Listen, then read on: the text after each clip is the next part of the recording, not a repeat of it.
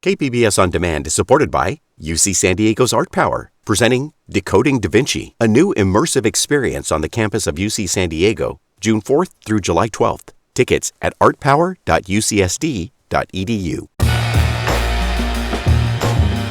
It's time for KPBS Midday Edition. On today's show, the arts and culture shaping San Diego. I'm Jade Hindman with conversations that keep you informed, inspired, and make you think.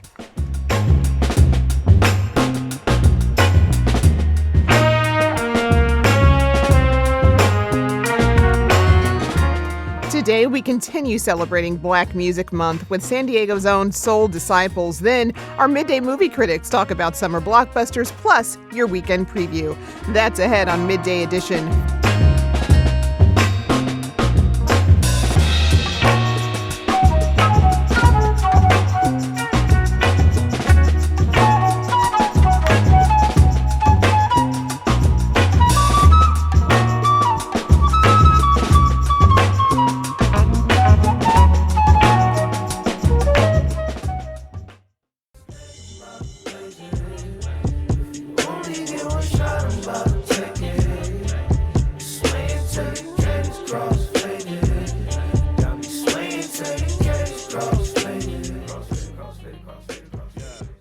It's a vibe, and you're listening to X Faded from the mixtape Lifted Volume 1.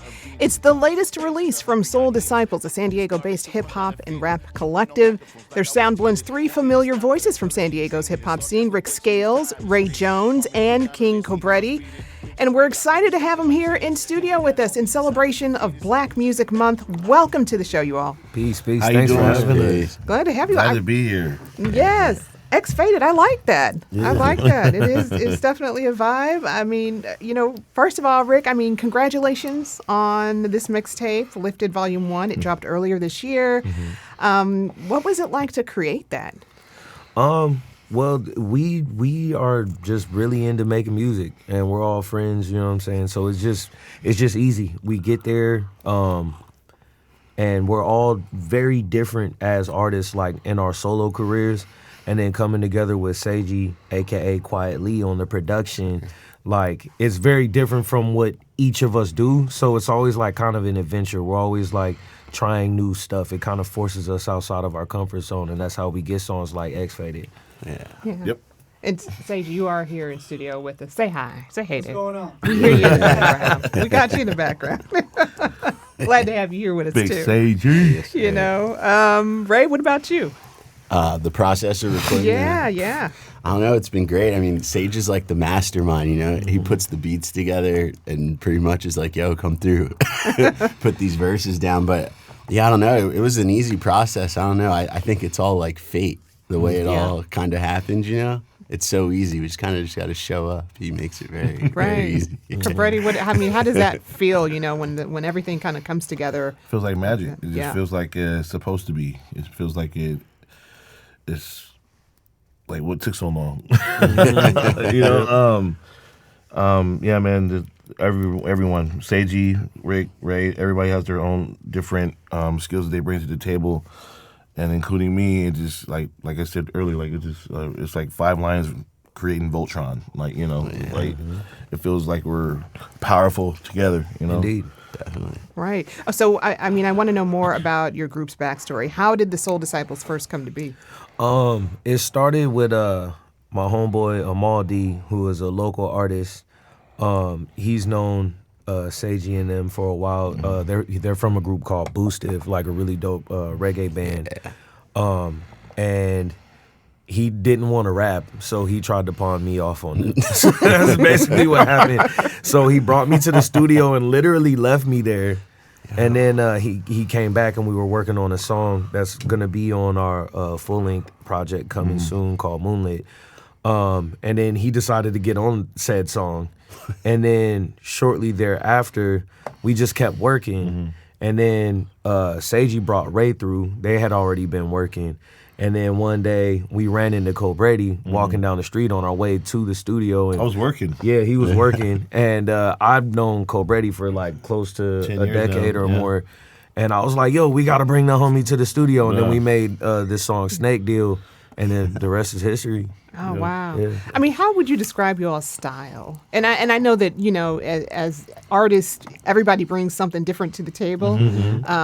But like collectively, how would you describe it? I would say it's a mixture of, it's like realism. There's a lot of realism. There's a little bit of reggae influence because each of our influences shine like throughout this, but like sonically, like Seiji takes the reins, but it's like somewhere there's like reggae influence, there's boom bap, there's soul, there's everything is there, and then like it's really hard to describe. You kind of got to hear it, Yeah. I always say it's like if the Roots grew up in Ocean Beach. Nice. I love that. I love that. Brady, what about you? Oh man, it's tough because I'm like, it's tough for me to say because I'm like, I just think this is something new. It's different. I think that it's just like nothing's ever been done like this before to me. Yeah. And being like in the reggae scene, that there's no hip hop artists like that like around, and we are the guys who are like pretty much putting the foundation down for that right now. And I think it's like very different and very unique. What's unique about you all is that you work with DJ Seiji. Like that's kind of a rarity now, I feel like, in hip hop. And of course, we've been giving DJ Seiji all the love here. Yeah. So, I mean, what's it like performing with a live DJ?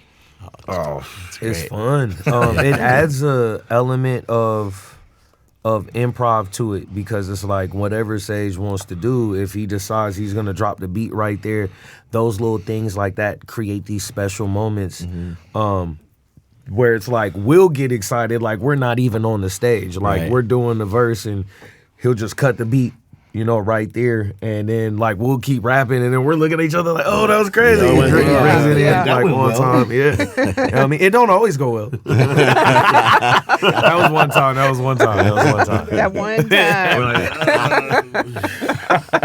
But you get those organic reactions on stage, Absolutely. Yeah. And it's like most of the time, like we only know, no one else knows. Like, unless they people just are like really watching, know you like, all. what happened? They don't know. That was part of the show, man. If you see me start laughing really hard for no reason, somebody messed up. It was probably me. Yeah. That's good. That's cool. And you guys have actually prepared a performance for us. So tell us a bit about the song you're going to do. It's called Snake Deal, right? Yeah. Snake Deal. Yeah. Tell him. Go me.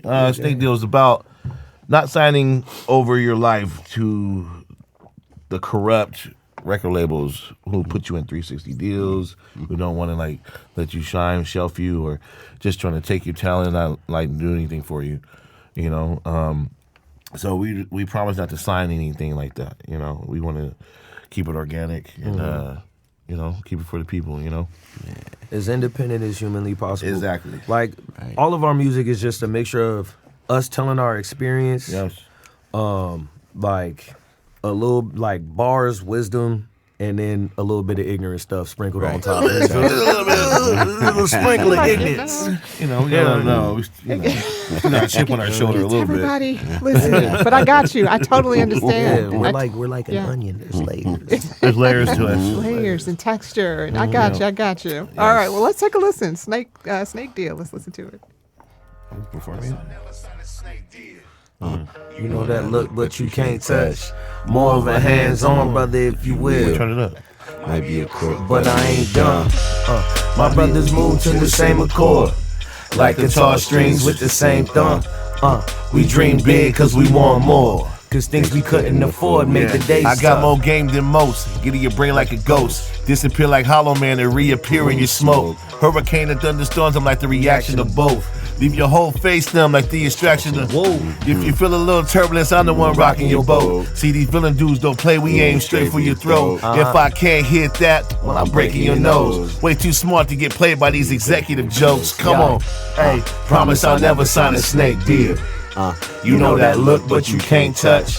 More of a hands-on brother, if you will. Might be a crook, but I ain't dumb.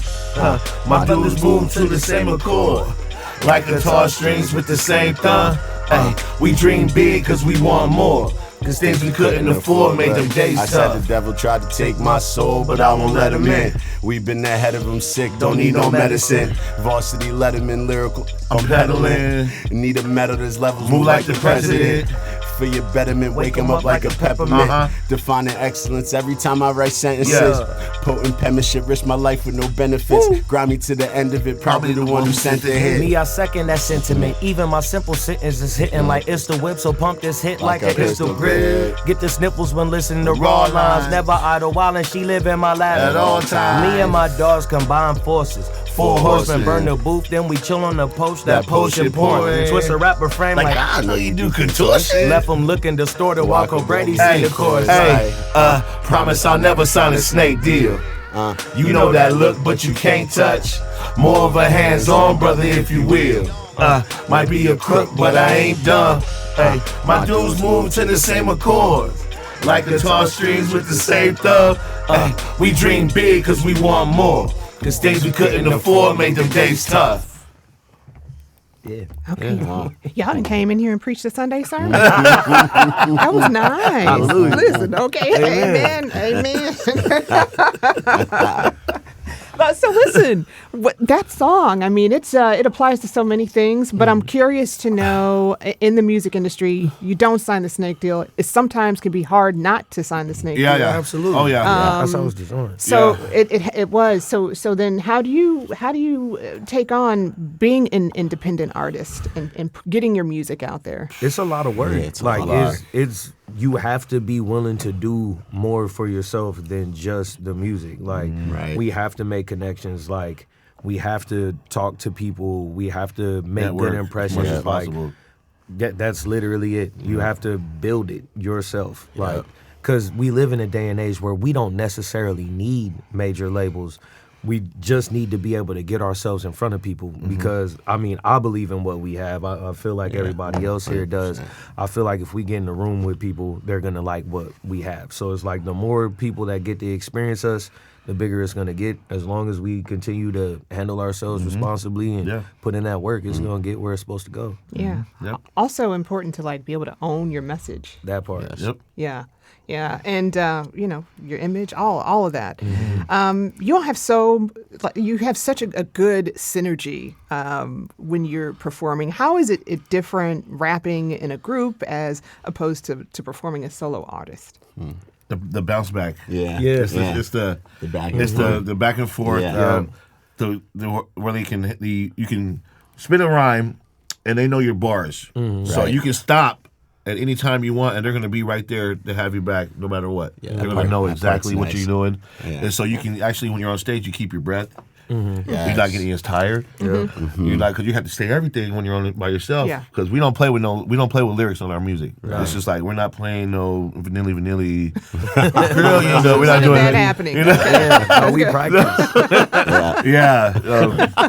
But for me, I think it's I genuinely have more fun when I perform in groups. Like even when I do solo performances, like I'll have Cole Brady like come with me, and like when he's performing, I'll be the Flavor Flav to his Chuck D. You know what I mean? There's no hierarchy. jump up in there. it. Yeah. Like because I feel like music is a communal thing, and the more people that you have with you, you know what I'm saying, that are on the same page, just the more opportunity there is to create these special moments.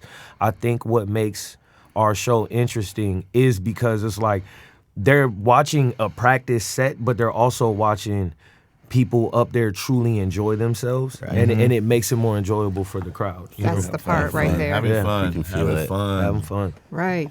With my brothers. Sorry. With my And brothers. is there any performance that you can think back to that was that for you all that just you were like, Petco Yeah, I was Park. about to say. Park, Field of Weekends ago. Dreams. Okay. Yeah, Petco Park. Yeah. was That's what crazy. Boosted brought us out there. They invited us, man. Right. We were With the live ecstatic. band. Like we were like, With the what? live band, Boosted so- brought us out nice. Yeah. as a guest, and man, we were just. Yeah, that was amazing. It was one of the best days of our lives. Like, Yeah. You know, Yeah. it was like in front of thousands of people. You know that I've you know. You don't get that all the time, you know, and the fact that all the other bands were there watching, and they were like in tune, and everybody was in tune, and they were like, giving us great feedback for what we were doing. It was great, and like That was fun. Also, when we opened for the Far Side at the Belly Up, That was a good night. That was a very first- fun show. Yeah. the first Bone Thug show. Oh yeah, wow. yeah, it was great. At the Yeah, the observatory. first sold Bone Thug out. show was crazy. That was Yeah. insane. Both of them joints, both Right. times we opened for Bone Thugs, It was something. That was the Yeah. first That thing. was something. Bone Thugs and Harmony. Shout out Bone Thugs. Yeah, shout out Bone Thugs. Yes. Yeah, no, we've had a lot of like I feel like I can't put a finger on it because every show that we've done together as a collective has been like one of those for us. I feel like whenever we get off stage, we're like, yeah, that just happened, bro. Yeah. It's so much, it's so much energy once you Yeah. get off that stage. Yeah. It's like, Yeah. And what do you do with all that afterwards? Because I get it. I mean, we're having this conversation in June. Oh, DJ. One more. Black Music DJ Month. Quick, bro. Wait, DJ Quick? Oh. Yeah, Oh, the DJ yeah. Quick show. Okay. And he brought out El DeBarge. He brought out the bars. He did? Yes, Yeah. he did. Yeah, he did.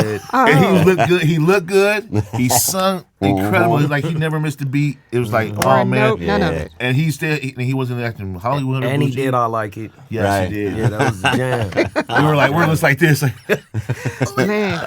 Oh, I love that. Yes. Well, okay. Well, I gotta ask you this before yeah. I let you Okay, guys okay. go. I mean, this year's theme celebrates 250 years of Black artists influencing the soundscape and the soundtrack of America across all genres. So, how does your sound reflect the influence of Black artists, you think? I mean, we all are Black artists. Right.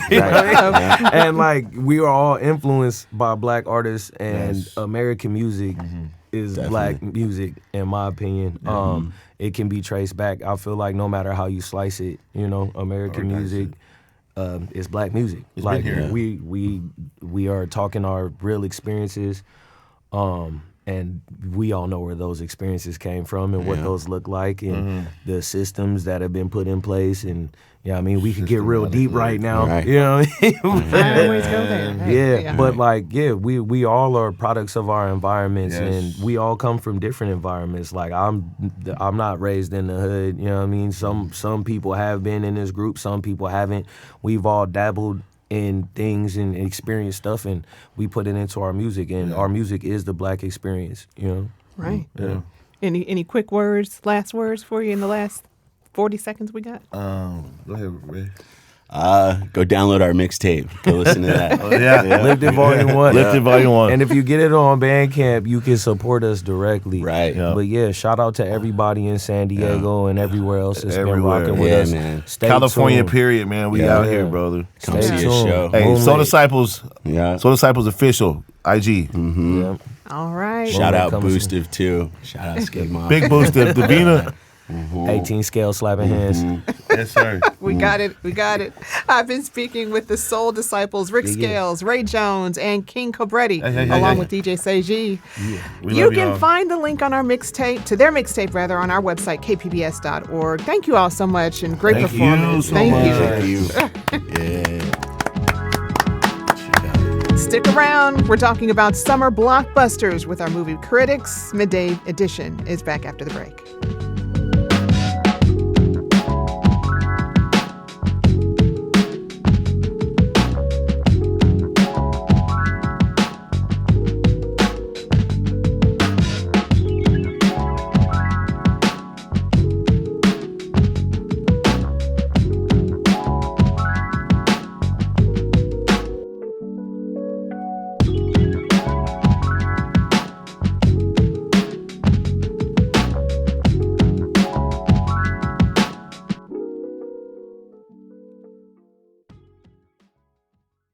KPBS On Demand is supported by San Diego Metropolitan Transit System. MTS is asking for community input on what transit projects matter most to our region. A new trolley to the airport, faster connections to job centers, or maybe low fares for seniors. Participate at sdmts.com/ontrack. Welcome back to Midday Edition. I'm Jade Hindman. For Hollywood, summer is already in full swing. Toy Story 5 is topping the box office. The Mandalorian and Grogu extended the Star Wars franchise last month. And Steven Spielberg is back with a new Alien Encounter film in Disclosure Day. Opening this week is DC's new Supergirl, and Spider-Man swings back into theaters next month with its latest edition. But what all these films have in common is that they are not really serving up anything new. And more recently, film audiences are choosing low-budget horror and action outside of Hollywood. KPBS's Andrew Bracken sat down with our midday movie critics. Here's that conversation. KPBS cinema junkie Beth Accomando and Movie Wallace podcaster Yazdi Patavala. Welcome to you both. Thanks so much. Thank you, Andrew. So summer is usually reserved for these popcorn movies rather than the Oscar hopefuls we might see later in the year. So to kick off this month's Midday Movies, let's talk about Supergirl, which just opened. It is not a sequel to James Gunn's Superman, but does exist in the same universe. Here is a brief clip of Millie Alcock as Supergirl, with Crypto making his presence known. Good job, buddy.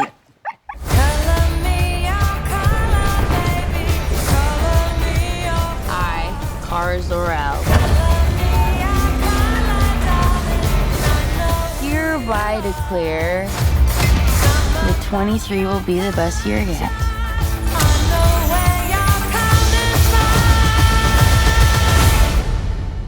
Let's be honest, babe, it's not a very high bar to clear.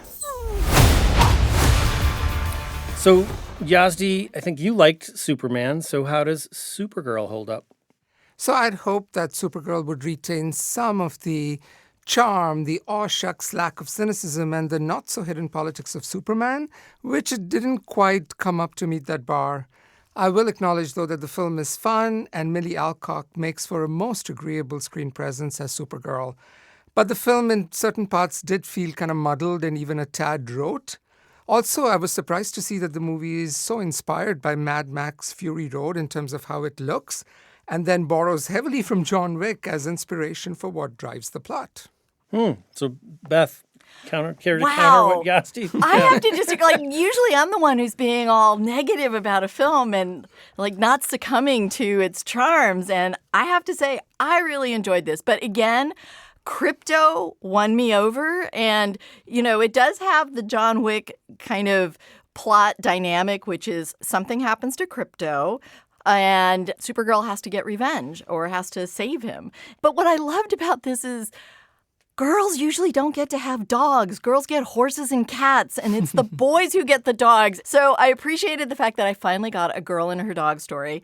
She will travel the universe to save him, and I thought that was just sweet and charming. And I did like the fact that it wasn't Superman. They're not the same character. She had a different life. She had a different experience on Krypton. She's a girl. She's having her 23rd birthday. She's not happy with where she's at. Her dog is the only thing she has. And so I appreciated that she wasn't the same as him. She wasn't as open and as naive as he is. And I appreciated a scene with her mother where her mother says, I want you to be good, but you don't have to be nice.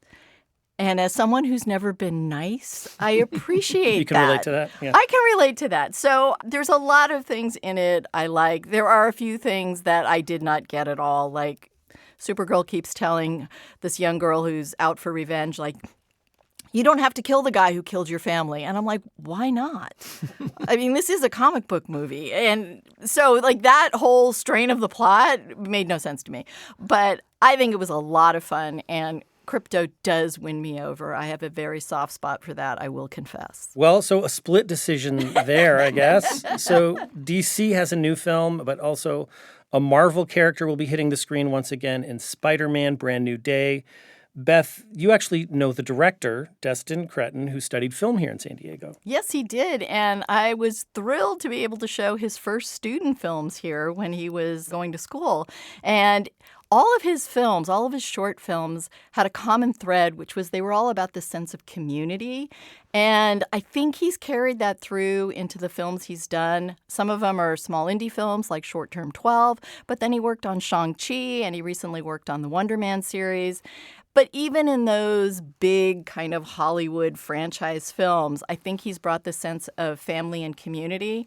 And one of the things I really enjoyed on his Instagram account was he highlighted everybody in his crew on Wonder Man, down to the craft services person and also the cinematographer, people that it's a long list. People that he movies, did it right? for weeks. Yeah. But the thing that was so sweet about it is you really felt like he knew the people. It didn't feel like, oh, here's a picture of so-and-so, they did craft service. There was a personal note about each one, and you felt like he talked to them. And so I think he's the perfect person to bring this new Spider-Man world to the screen. I think he's got this sense of what those characters as a unit, as an ensemble are like and can be. And so I'm looking forward to what he's doing. I pulled this short little promo clip that they had because I want you to hear him talk about shooting. So it's Tom Holland and Destin Cretton talking about shooting a stunt scene in the new Spider-Man. This is some of the best action that we've had in any of these movies. And we shot the most stunts on the day in camera. Shooting that opening action sequence was really exhilarating. It was the first thing that we did. Putting Spider-Man on the street with cars exploding. It's just so awesome. It's going to allow the audiences to be a part of this experience. And one of the results of that is we were seeing thousands of people showing up to watch us work. It was a really lovely reminder to all of us how much this movie means to a lot of people in the world. And just a quick note, an FYI, Jackie Chan's stunt team is behind some of the action in the new Spider-Man movie. So that is just something that I am looking forward to. Very cool. Me too.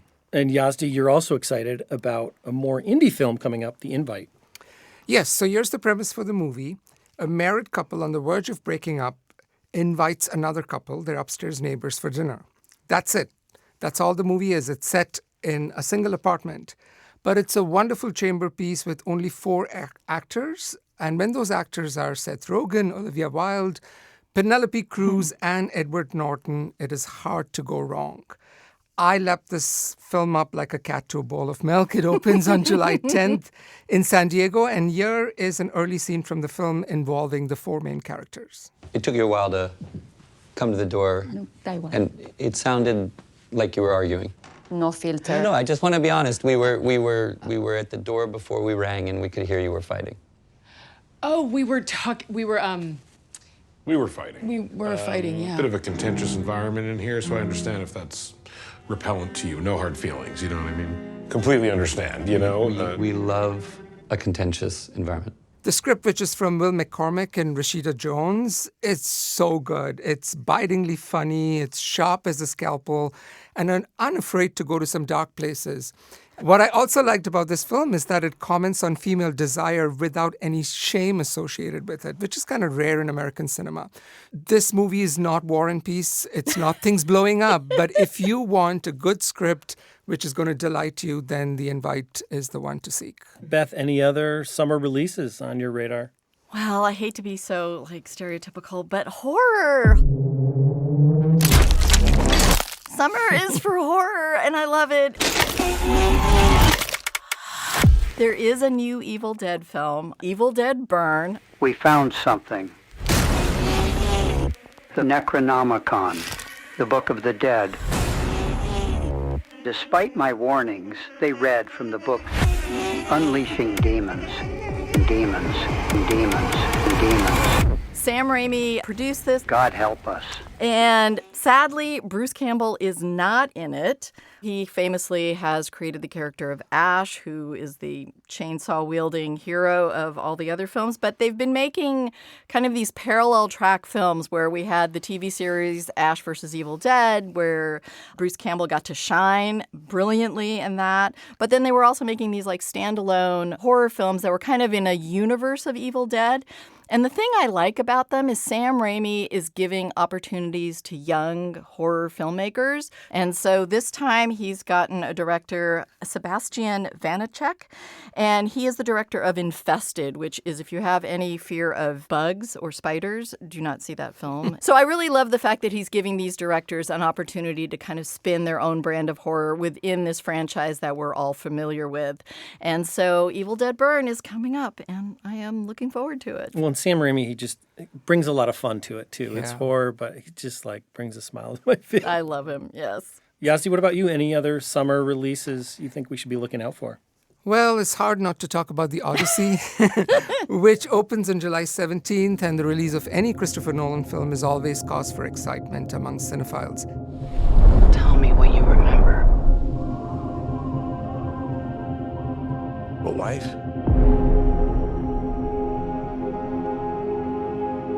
A son. And then what?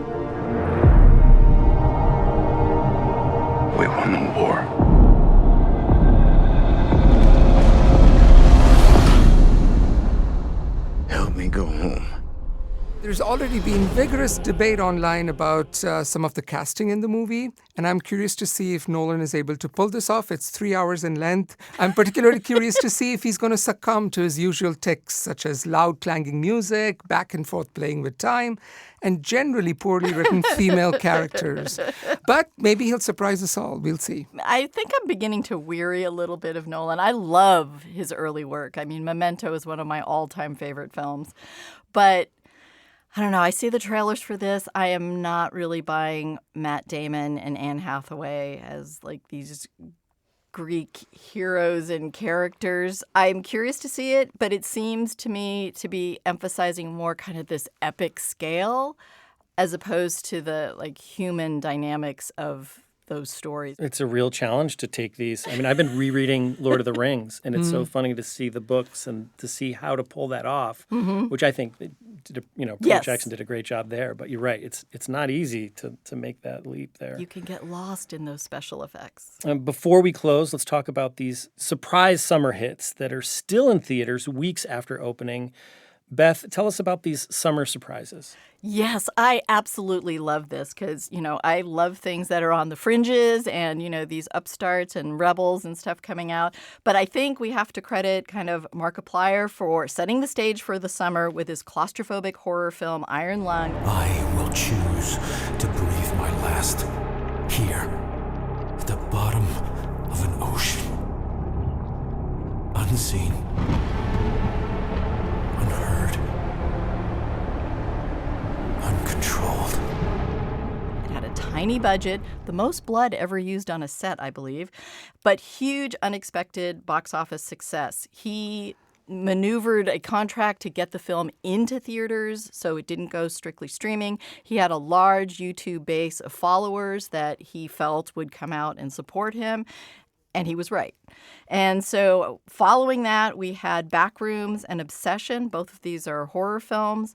They were also from YouTube content creators. And the thing about all three of these is they were original ideas. Like they were not just building on a franchise, being a sequel, remaking something. And people responded. They all have been in the theaters for weeks. I recently caught up with Obsession, and the theater was almost full still, like 4 weeks after it had opened. So I think now Hollywood is trying to play this catch-up game. They're going like, oh my God, they have YouTube creators with large followings who are getting people into theaters. Let's see which one we can like pick up on and have them make a movie for us. And, coming on the end of a trend as opposed to being the one who starts it is not always a good position to be in. So I think out of those three, Obsession was my favorite. It's a horror film in which it is one of these one wish gone bad. And here is what I think is a delicious scene in the restaurant where Bear is this young man who wished that this girl, Nikki, loved only him. And now she does and makes a little bit of a scene in the restaurant. Bear, I love you so much. I don't think I could live without you.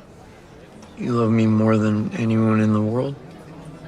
Yes, more than anyone. Nikki, Yeah? does your dad really have cancer?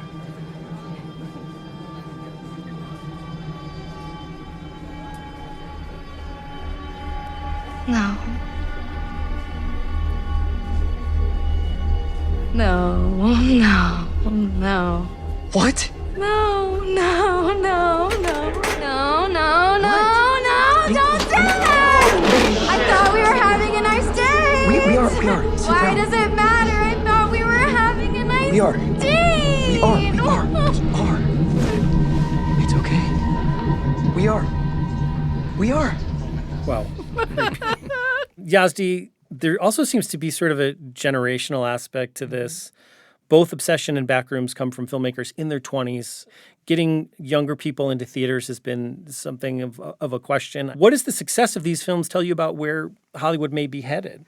I actually am really pleased by this because it speaks to kind of the democratization of the filmmaking process. In the past, it used to be that if you're a young filmmaker, you needed to expend a whole decade of your life, right? Make a short film first, then that gets you funding for a feature film, a small independent one, and then Hollywood would notice you. But now you don't have to kowtow or try to seek funding from these Hollywood honchos. You could be a content creator and bring your movies straight to where people are going to watch them. So I think it kind of levels the field so much, and it lets quality rise to the surface. So I cannot be more pleased. Beth, you have one final outlier to mention. What is that? Yes. So it's called The Furious. And this is an Asian action film, but it was cleverly made mostly in English. They have a number of the actors who speak English. The one actor who doesn't is just made to be a mute character, so he doesn't have to bother with it. By making it in English, it made it a little more accessible to audiences, but it is 100% Asian action style. And Asian films tend to rip your heart out also. There's usually some melodramatic component to it that just breaks your heart. This one is kicked off by the mute man has his young daughter kidnapped into a sex trafficking gang, and so he is dead set on getting her back. And he ends up meeting up with an undercover cop who is also sort of on the same path of trying to find out who these sex traffickers are. And here is a brief clip, which, as you will probably guess, is mostly sound effects of fights. Your daughter, she might still be alive.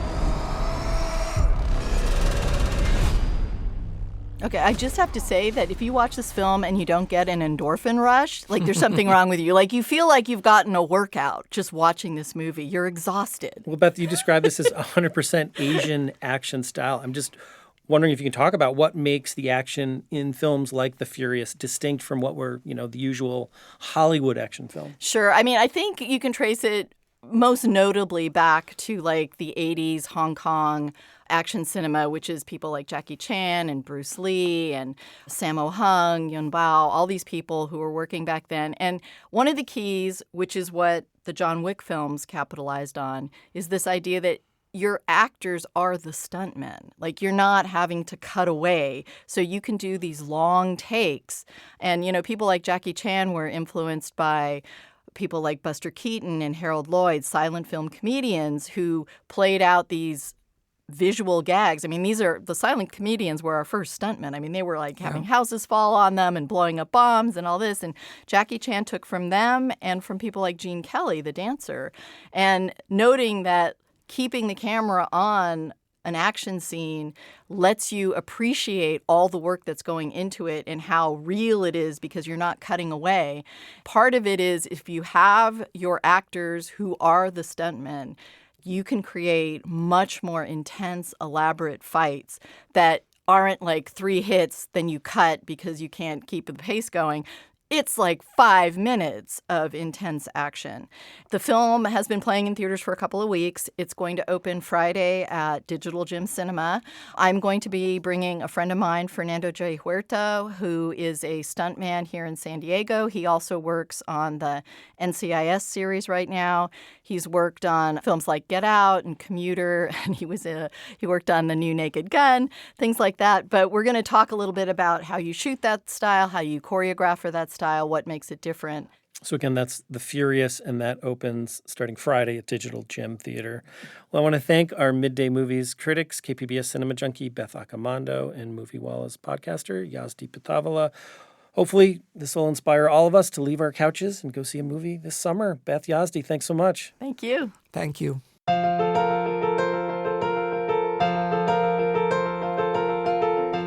Still to come, a preview of all your weekend arts events. KPBS Midday Edition is back after the break.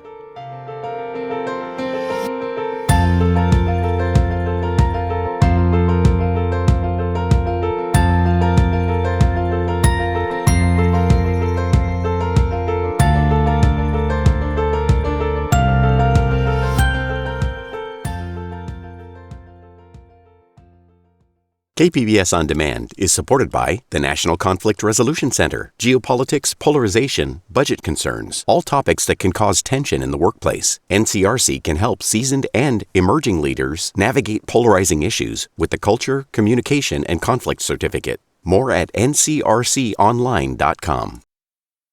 Welcome back to KPBS Midday Edition. I'm Jade Hindman. For our weekend art preview, we have music, seafood-themed art, and some group crafting sessions. Joining me with all the details is KPBS arts reporter and host of the finest podcast, Julia Dixon-Evans. Julia, welcome. Hey, Jade. Thanks for having me. All right, so I'm interested in knowing about this seafood-themed art, but let's start with music. First is the San Diego Symphony's opening night at the Shell. What do you know about that? That's always fun. Yeah, they're kicking off their summer outdoor season. This is at the Rady Shell. It'll be Rafael Piari conducting. And if you remember, the Shell, it opened in 2021. It was designed specifically to sound amazing for an outdoor stage. And so they're going to play Tchaikovsky's Fifth Symphony. There's a violin concerto by Prokofiev and Shostakovich's Festive Overture, which is this big, fanfare-y sort of way to open their season.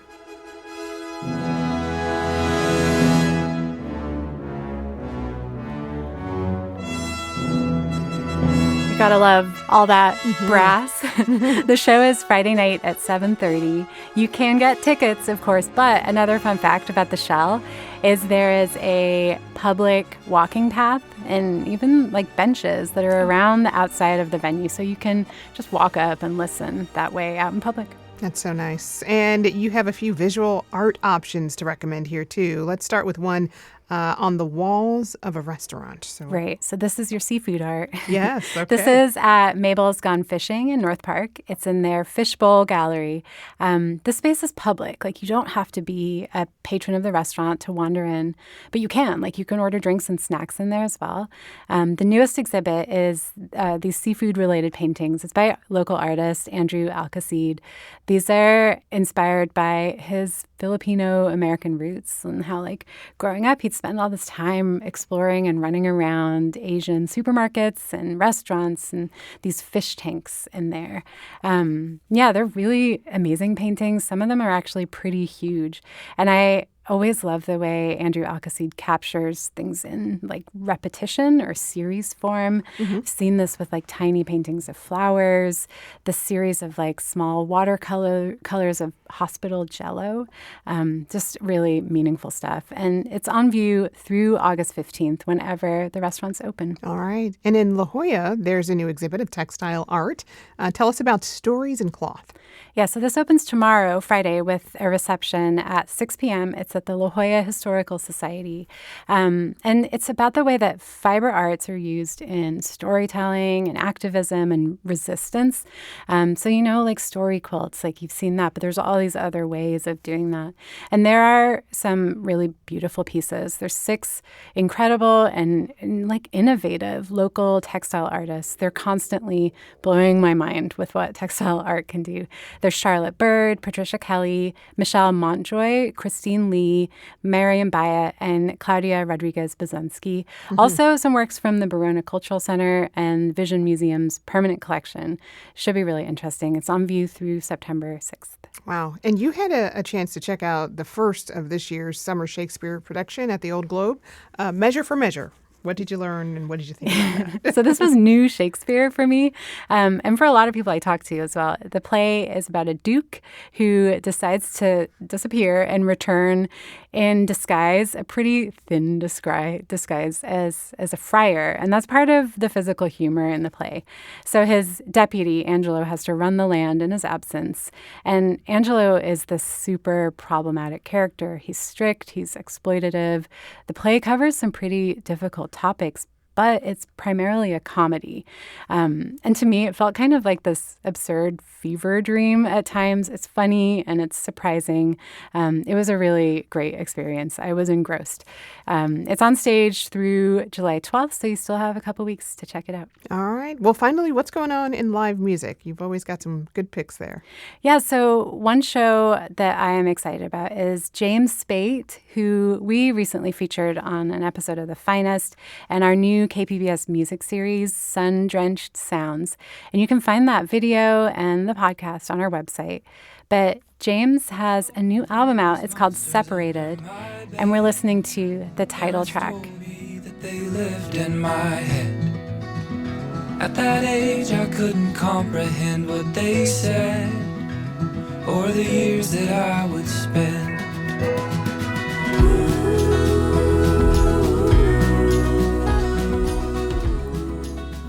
And also performing is Allie Rowell. She's a local musician, she's super talented, and she also has an album that's coming out in October. So this is a chance to hear some new music from her as well. The show is Friday night at 6, and the venue will be revealed when you register. All right, great stuff. You can find details on these and more arts events on our website, kpbs.org. I've been speaking with KPBS arts reporter and host of the Finest podcast, Julia Dixon Evans. Julia, thanks. Thank you, Jade. I couldn't bear to see them in my own face. Externalize and annihilate.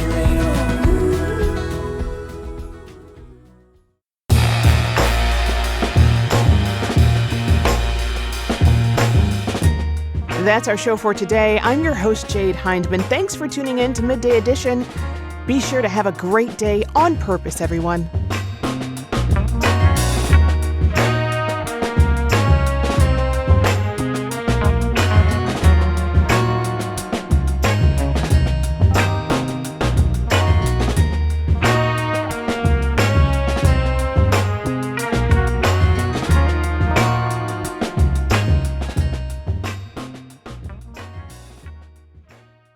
KPBS On Demand is supported by Walter Anderson Nursery, family-owned and operated since 1928, providing San Diego with gardening expertise and independent service for 4 generations. For more information, visit walteranderson.com.